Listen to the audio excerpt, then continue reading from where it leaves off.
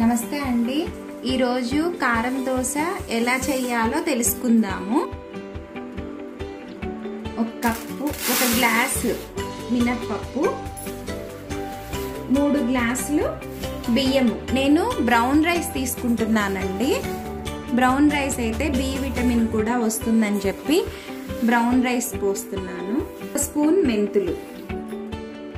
ఇది నానబెట్టానండి. 8 అవర్స్ నానబెట్టుకోవాలి.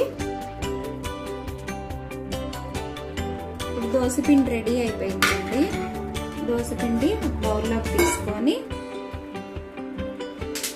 ఇప్పుడు దోసపిండి రెడీ అయిపోయిందండి. ఇప్పుడు ఉల్లిపాయ కారానికి ఉల్లిపాయ కారం తయారవడానికి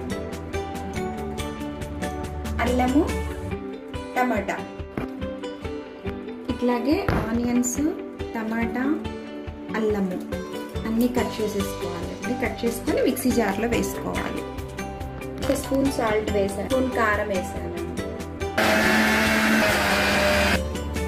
ఇప్పుడు కొద్దిగా పుట్నాలు కూడా పొడి కొట్టుకోవాలండి. పొడి వేస్తే టేస్ట్ బాగుంటుంది. ఇప్పుడు స్టవ్ వెలిగించుకొని పెనం వేడెక్కింది కదా, వేడెక్కిన తర్వాత దోశ వేసుకోవాలండి.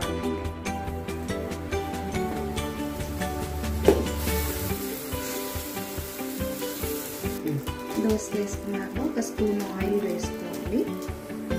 ఇప్పుడు దోశ వేయటం కదండి. దోశ కాగిన తర్వాత దీనిపైన ఉల్లిపాయ కారము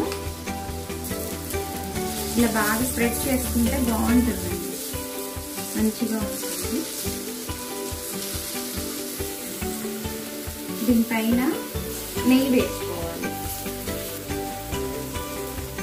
1 స్పూను పుట్నాల పొడి ఇలా చల్లుకుంటే, స్ప్రెడ్ చేసుకుంటే ఇలా తీసుకొని ఇప్పుడు ప్లేట్లో సర్వ్ చేసుకోవడమే, అంతే.